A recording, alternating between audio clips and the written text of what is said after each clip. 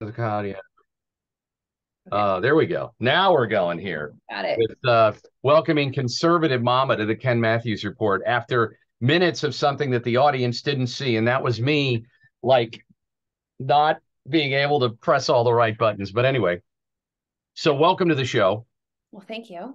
and it's okay to refer to you as Rachel. Yes, that's fine. Okay, so I mean, it's kind of weird to be like conservative mama the whole time through, that's you know? true. But I mean, when you look at the greats, when you look at like Madonna and Prince and True. Oprah, you know. Yeah. But I really didn't know because I know you have to deal with, we're just going to be all over the road with this thing. But Okay. I think my audience gets it. Your audience definitely gets it. Conservative people get it because we have the ability to discern. We Yeah. are thinkers.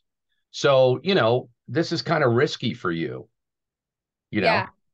Yeah. Every, No, I've had some crazies. I've dealt with my share of crazies for sure. so Um, so for people that don't know, because I do want to get to the crazies, but for okay. people that don't know, Rachel, you started this how many years ago? I know we've discussed this before, but you're a mother of three. You're married. I don't know if you want to mention what state you live in or not. I'm not going to mention it unless you want. It's totally up to you. I'm sure people could find out. I'm around. I says Colorado on Twitter. I am in Colorado. I'll Okay, say so that. there you go. So So you decided to do, and my audience knows you. I don't even have to play a clip because I play your stuff pretty regularly. I was playing some of your stuff, giving you credit on radio. I was oh, playing your stuff on radio. that's awesome. Thank you. I Yeah, appreciate because that. you nail a lot of the characters and the dialects and what's going on. So how did this all start? You got up one day and you said you want to be in this fight, obviously, because you have three kids. Yes. And then what? Well, actually, it started when my dad said that he's going to run for Congress. And at the time, like the political world, I was not familiar with at all. I was in acting world and theater, and that was my background. And I really didn't care, which just shows how negligent I was. I was like, none of that matters. I want to act. And then I'm a my thespian. yeah, and then my dad said he's running for Congress and he loses horribly. And my dad is like my superhero. I love this. Like I have a great relationship with my dad. And Mhm. I thought he would totally win. I was like, he's got this. He's gonna win it. And then when he didn't win it, I was like, what is this? And I wanted to understand the whole world. I wanted to understand like how people get elected, who doesn't get elected, why you're not elected, the power of the incumbency. I mean, that you get into Congress, you're set. Like it is literally almost impossible to unseat somebody. It's And sickening. so, yeah. And so once you're in, you're in. It's a giant club. And then these people keep. This is what makes me just nauseated by the whole thing. Is like we see DC. It's just a horrible swamp. It's a mess. It's terrible. It's corrupt. Uh, these guys that go there don't represent their constituents. They get taken over by lobbyists and special interests, and then they just completely lose sight of why they're there. And and then they ask us to send them back to go fix the problems that they're creating. It's just this giant mess. It's a And it's a it's a grift. yeah, It's yes, a it's what con art if you had like a team. I love those shows, and I'm forgetting like three of their. My son and I watch one, and then there's another one I watched that was really popular a few years ago. But they're a team of grifters, and they get yeah, together and they run these cons, yeah. and they say, Yeah. okay, go there, cause this problem, then I'll come in, And I'll and then act like I'm they'll going to hire fix it. me, and then we'll steal everything in the safe. Well, yeah. Well, it's like when it's time to vote on the debt ceiling or these omnibus bills, they're like, oh my gosh, like they know it's coming, but Oh then yeah, it's oh oh my gosh, yeah, we got to do this. We got to do this now. The whole country's going to shut yep. down if we don't do it. I'm like, you've had all of this time, and now it's like this the last minute countdown before the Yep. explosion goes off. It's just a whole show. It's theatrics, and it makes me like, oh. So, anyways, I got into it that way. I started blogging and writing because I feel like when you write, you're forced to kind of understand more. And so I Mhm. started writing. I started conservativemomma.com and nobody read my blogs. Literally nobody. And I told you this, like every once in a while I'd get a view and I'd be like, Oh oh my God, yeah. somebody somebody read my blog and I get super excited. And my mom would call me and be like, hey, Rachel, I read your blog. So it was just like, okay, I kept at it though. I was like, for some reason I felt like I was supposed to keep doing it. And in the meantime, I got more involved in politics. I ran for assistant district captain and precinct leader just where I live. And then I started volunteering for campaigns, and I started like working on campaigns. And then the Trump campaign in 2016, I was a co-chair for the millennial vote and the women's vote in Colorado. And that really got me super more involved. And then it was after Trump got in and Madonna was at the Women's March saying that she wanted to blow up the White House. That's when I like came in front of the camera. I was okay. There for that. I saw that. Did you? She's an idiot. Yeah. So I did a video, and my brother was like, you should do your acting with like what you love now. Cause I started to like love the whole world of politics and arguing and debating with people about it. And got super into it. It's kind of like an addiction. You're like, oh my gosh, what? And it's like, what's happening now, and trying to figure it out, and who's doing what. And then I just started kind of like creating satire and comedy. I love comedy. I feel like a lot of people are very much focused on speaking to their side. And I think that's great. And that's awesome. And you could throw red meat out there and everybody's like, wah. But we can't win if we don't bring more people in. And True. Like I told you earlier, people are moved by emotion, whether you like it or not. I know we say facts over feelings, but people are feelers. They feel, and they'll vote how they feel. Well, we know Biden is. Yeah. Yeah. And they'll vote how they feel. And so I want to get people initially with their feelings. They laugh. They see something I do and they laugh. And they're like, I hate this person, but they're here. Like, that's my, yeah. It's okay if you hate me, that's fine. But you're here and you're watching something I'm doing and it's making you kind of think, and you're staying. Like I have people that will stay and continue to troll, and then they start to come around. And I feel like that's how we hook them. You got to hook them emotionally. No, I watched your whole thing evolve. And I think when we spoke last, I talked about there's a handful of other people that kind of were in a similar boat like you. Like there's several guys out there that and another woman, and they were in a similar situation. They were, I think almost all of them are married and their parents, and they care about what's going on.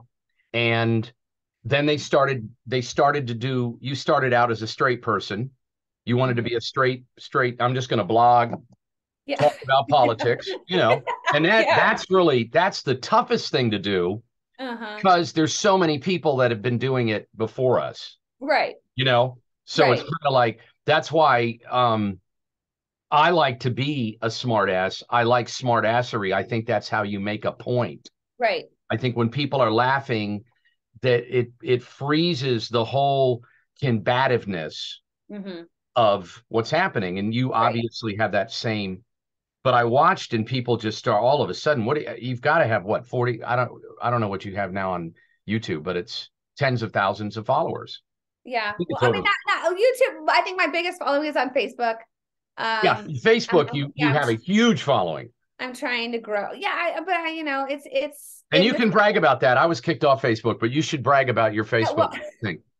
The censorship though is for real. So I'm trying to grow like on other platforms like Rumble.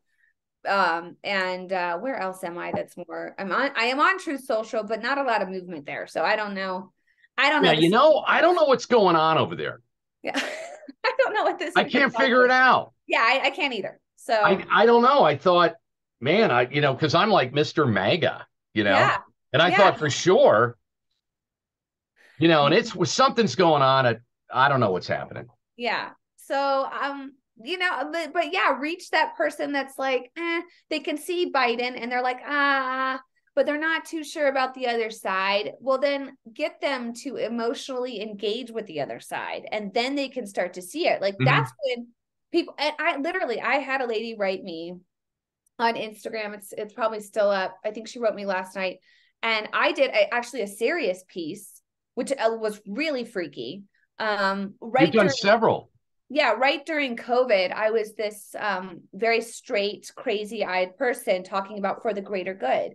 Like you need to do this for the greater good.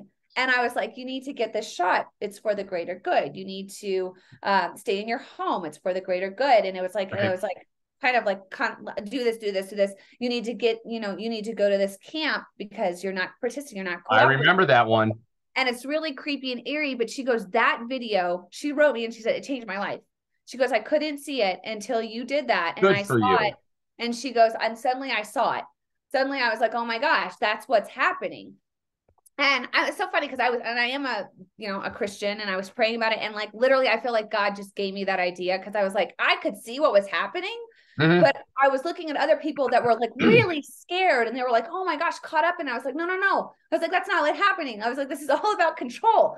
So it's like, Yep. I have to do something. And that video just came to me because I think when God just dropped it in my heart, and I shot it, and then it's been played all over by different people. But my goal is for people to see it. Like, Yeah, and I remember stealing the audio and playing it. I gave you credit, but I yeah, played it on the air.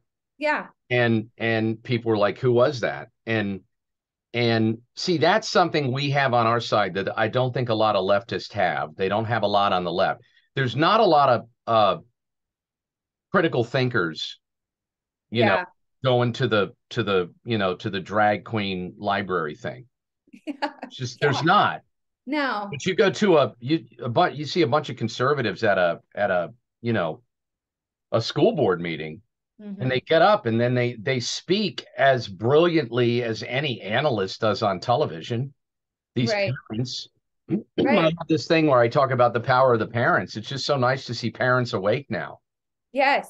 And I mean that, and that's what did it. I think you got a lot of people on the left, those kind of hippie liberal kind of Mm-hmm. that were anti-vax, that suddenly were like, what's happening here? Like, Yeah, they were voting Biden, they were voting left. And then when that whole thing started, it was like suddenly like, okay, no, I'm not getting this vaccine. And it woke them up. And I feel like you have more situations like that where people start to wake up. I still know people that are still not waking up, and there's only so much you can do, right? I mean, I feel like you do what you can, yeah. and And then people, too, depending on like what you said, do you like for me, I have to make a living. And if I yeah, reach people while doing it, that is icing on the cake. If I right, go out and get paid for a speech or a presentation or MC an event, and money is raised for a great cause or a candidate I support, or there's an energy and people like your content, it resonates. I think it's great. yeah, But when you get up in the morning, is your mission to have fun and get a message across, or try to recruit people? Um, I mean, do you have any filters? I guess would be the question. I know you have filters on some platforms, like the stuff I put on YouTube. I mean, so far we could probably get away with this on YouTube, except for my transgender yeah, comment, yeah. because you're not even allowed to say the word transgender. Oh, really? Oh yeah, that flags. There's a whole Okay. bunch of flag. Yeah. No, you can do whatever you want because you're my Yeah, guest. So help yourself. yeah. In fact, would you like something to drink? I've got a little. This is just water, though. Okay. It's a So little you too are early for that. sober. Yeah, You are I am sober. sober. Okay. Yes. Um, I feel like, well, I always am looking for material. I mean, that's kind of what I think, that's the actor in me, the theatrical side of me, is I'm always looking for material. I mean, because I write it, I shoot it, I edit it, I do it all. I act in it.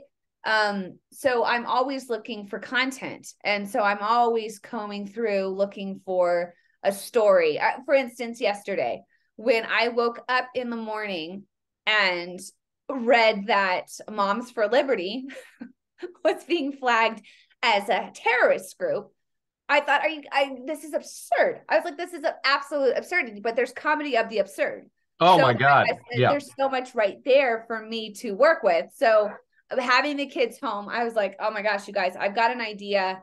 I go, I got to write. And they're very like understanding, because the day before we were all out all for summer and did all sorts of fun stuff. So I said, tomorrow I'm going to kind of do my thing. And that idea came to me. So I started writing, and I think timely is important with what I do, because I could put that out next week and people would be like, God, that's like old news. So it has to be current. It has to be up, like, and done fast.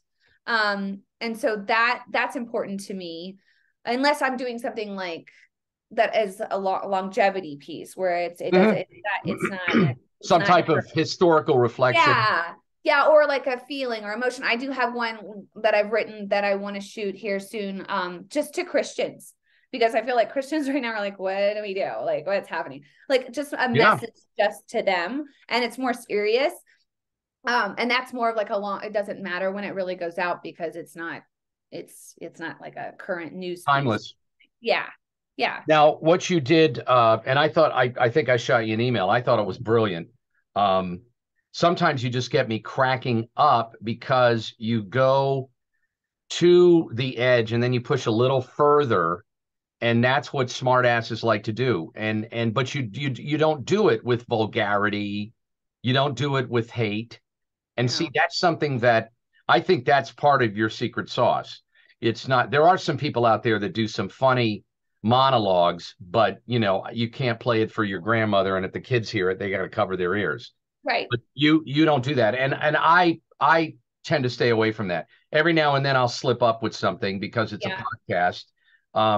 But I did want to let you know that my audience saw the piece you're talking about Moms for Liberty. I played that within to plug this interview.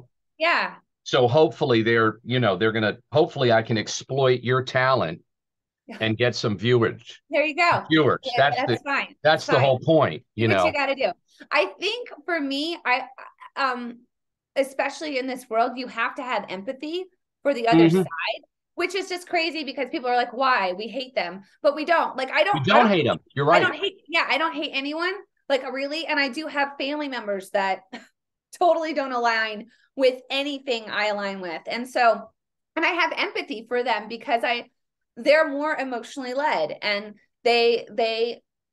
so I have to understand them in order to be able to take on a character and play that character. Like, for me to play a leftist, like, most my leftists are crazy, but there's also like this odd likability where you're like, okay, like I could maybe, I don't know, maybe hang out with you. I don't know, maybe.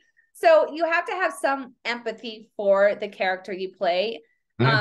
And I find, like, just playing it straight, and because they're sincere in what they believe, like, they're not, they really believe, like, climate change and the world is ending and COVID will kill people. I mean, it's your recent transgender piece was some of the content that you did with transgender is so true, that the shock that they felt when a man could not be a woman, when a man couldn't get pregnant, or when a man could not have sexual surgery. Yeah. The outrage that your character felt, like, what are you even thinking? I mean, it was great. Right. It's their reality, though. So, like, I know. Like, that's real to them.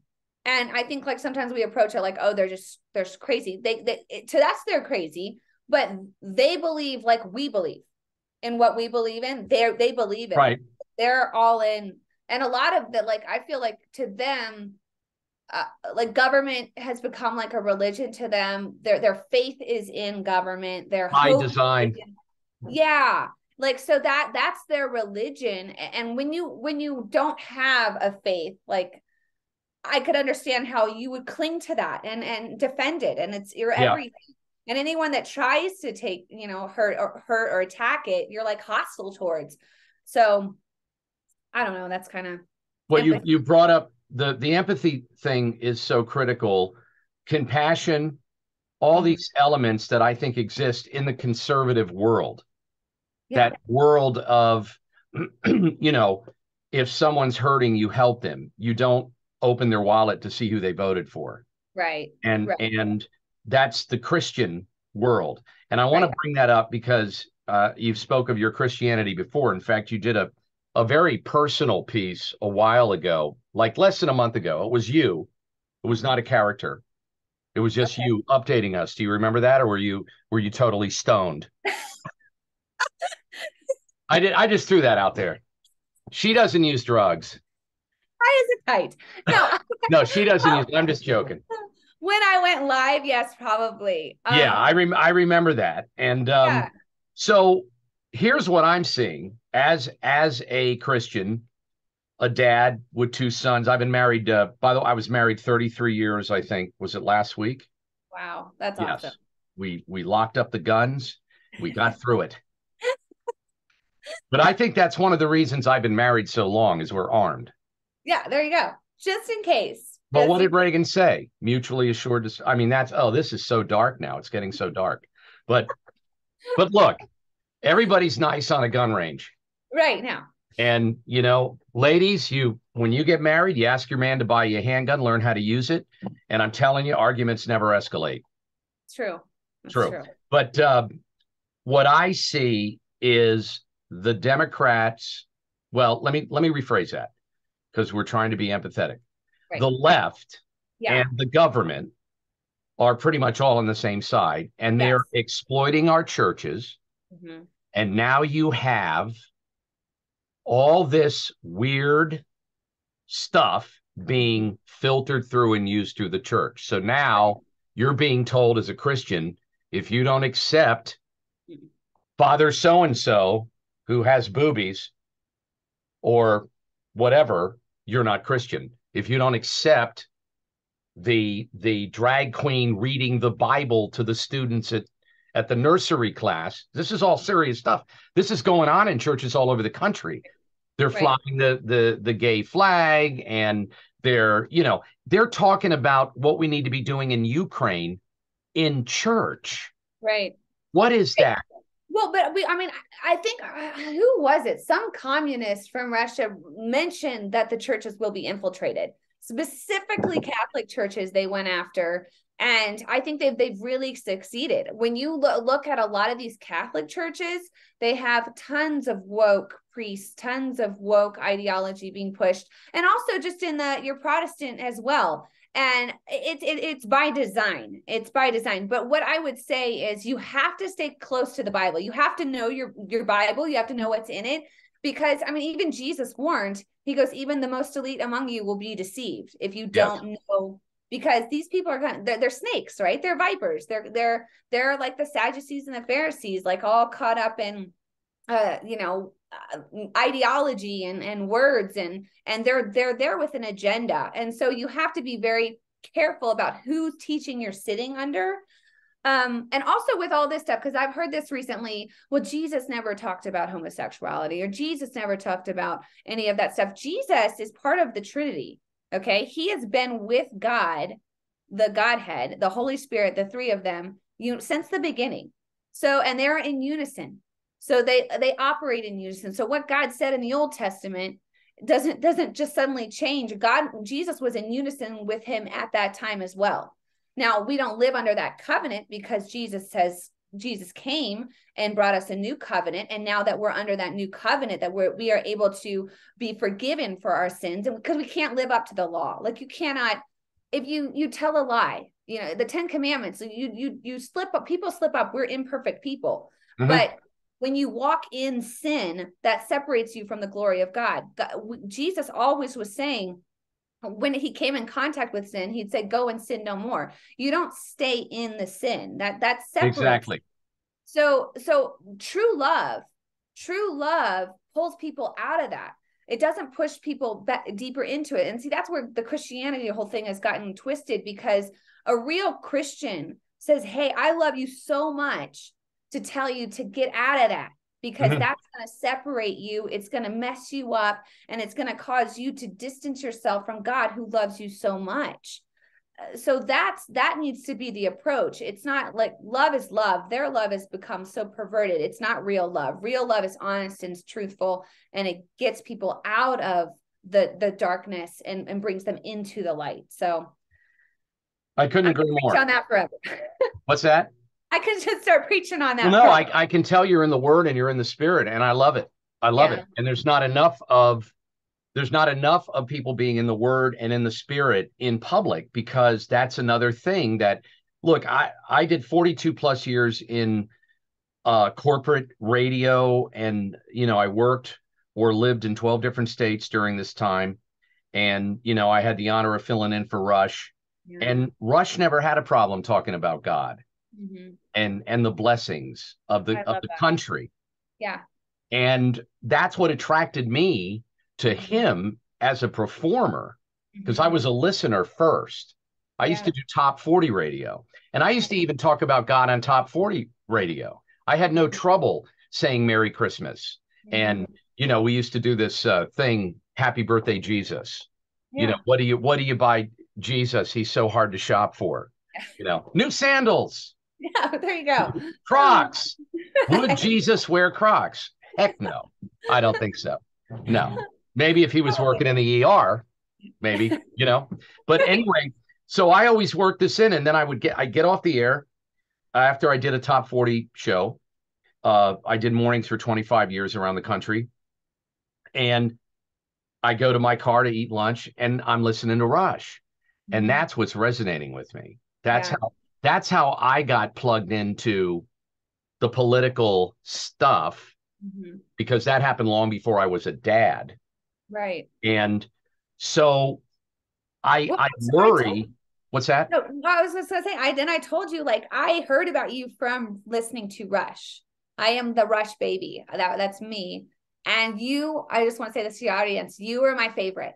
You were my Hmm. absolute favorite. I couldn't wait. Like I couldn't like I knew if Thank someone you. was if someone was gonna sub for Rush, I would hope it was Ken Matthews. I really did. Oh my God, you sound like I my mean mom. that. Thank you. I mean that. So I want you guys, I want your audience to know that. Well, that means the world to me. And my Yeah. audience is there's only like 3 or 4 people at any given time, but they're very gracious. Okay. And we have the most wonderful conversations. And that's something that in the talk show audience, in the talk audience, conservative talk in particular, these are the people that have the conversations we're having right now.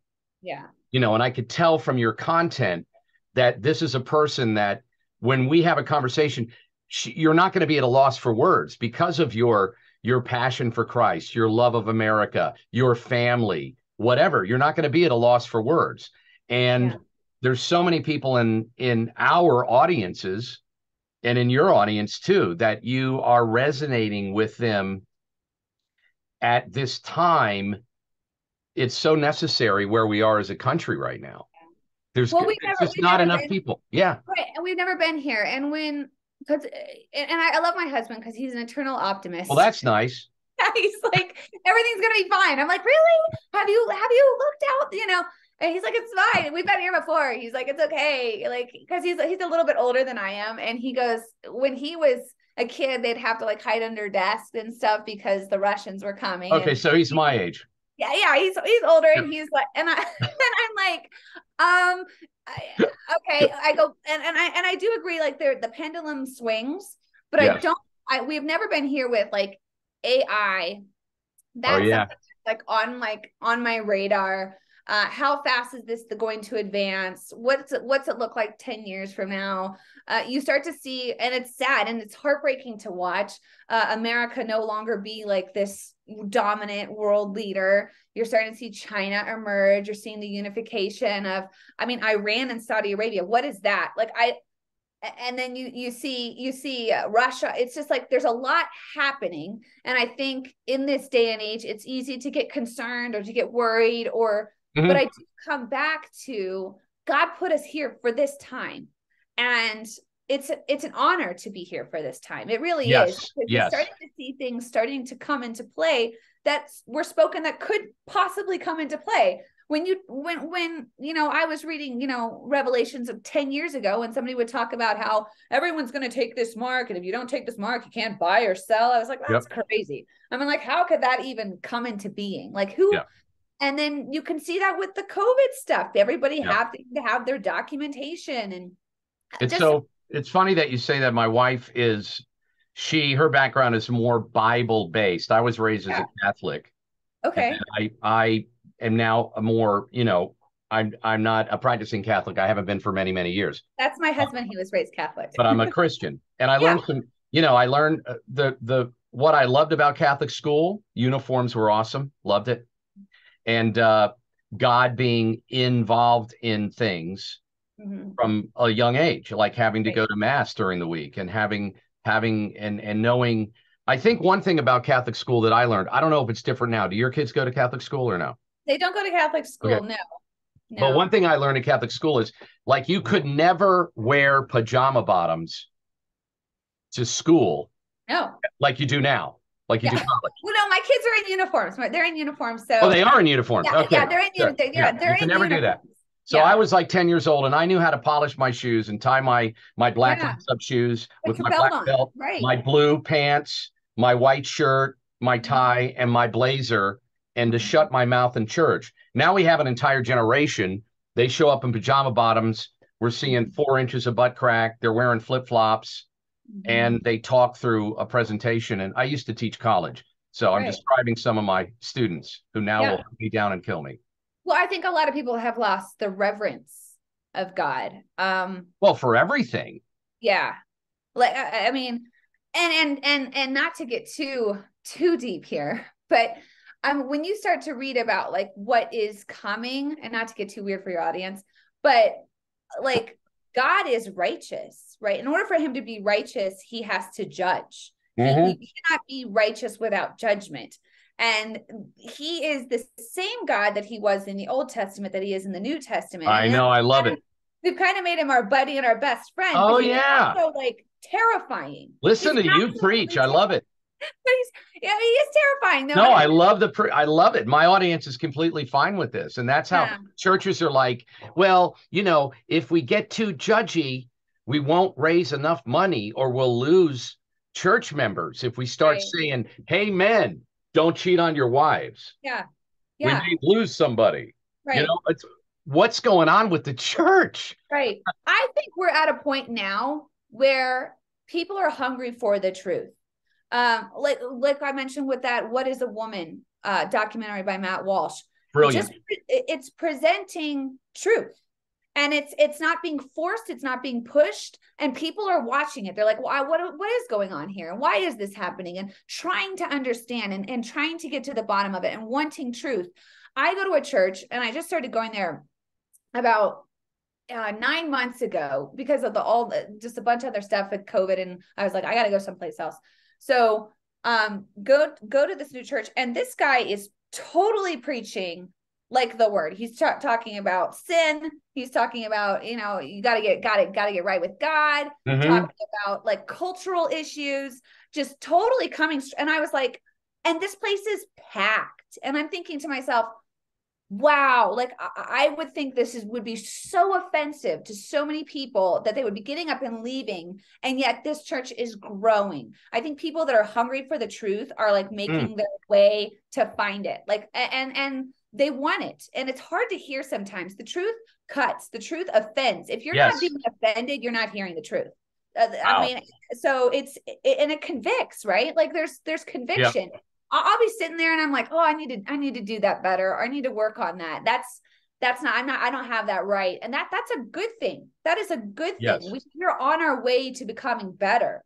And you get there when you hear the truth being hitting you. So. And that's really, it's the cornerstone of everything that we should be pursuing, because without truth, that you're not getting a accurate education. You're not getting an accurate experience. And when you were talking about preaching, I follow a guy now online because I'm too lazy to drive the hour. And I keep using COVID as an excuse, but I never wore a mask in my life. So it's just an excuse. Yeah. But he preaches, this is a pastor who preaches the fact that God's law is above man's law, and how we've gotten so confused about it. And then he went on to say how in the earthly realm, in this country, the Constitution, that law is above all these games that other people are playing. And my head was like, yes, And you're absolutely correct. I've watched the congregation get bigger and bigger. Wow. There's another myth that, Christians can't be hysterically, funny and Right. witty and smartasses. I mean, Right. some of the best Christians I know are smart Alex. Oh yeah.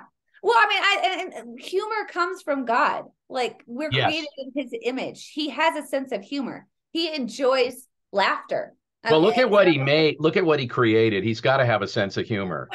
I mean, come on. yeah, yeah, I'm yeah. not going to take that. I'm not going to take that any further. I'll let you fill it in. But you, Right. man, God made that. Talk about you now. You're funny, bro. You know. Yeah. I think that I totally think we need to be funny and we need to be in the culture and we need to be making people think. And I think that to come back to it all, I think comedy and emotion and all of that can grab somebody and then get them to look. Because if you can, and I say this all the time when I speak to people, I say, we can yell at people and that's great and whatever. I'm not, a big fan, but people listen to you when you are likable. Like they're like, okay, I don't, if they don't like you, they're not going to listen. So, and the only way to change someone's mind is if they're willing to listen.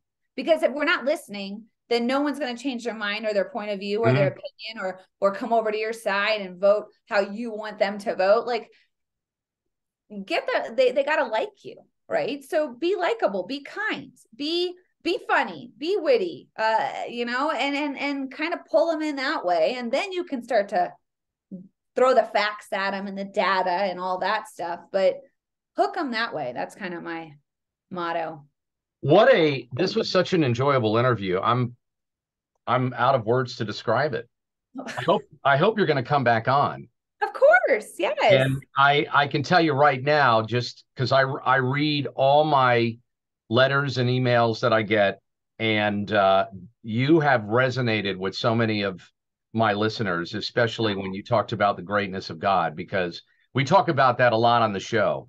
And that I always say, I don't like to call it my fallback position, but that way in the back of my mind, when the poop is hitting the fan, yeah, if you are a believer, if you really believe, and if you've read that Bible, you have a reference point and you say, well, worst case scenario, God's got my back. There's no way I'm stopping this bus right now. It's rolling. right, right, I'm right. rolling on the bus. I can't stop it.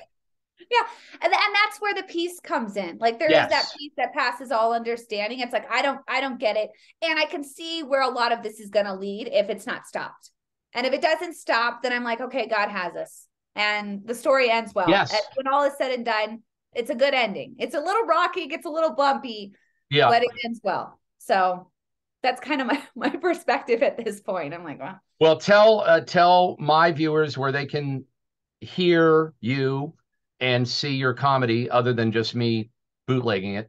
All right. Well, I'm all over social media. I'm on Twitter. I tweet a lot of my thoughts there. I am on Facebook. I'm on YouTube. I'm on Rumble. I'm on Truth Social. Still trying to figure that out. I'm on MeWe. I don't know if anyone does MeWe, but I went over there during COVID. Telegram. I'm around. What's the deal with MeWe other than being very funny sounding? What?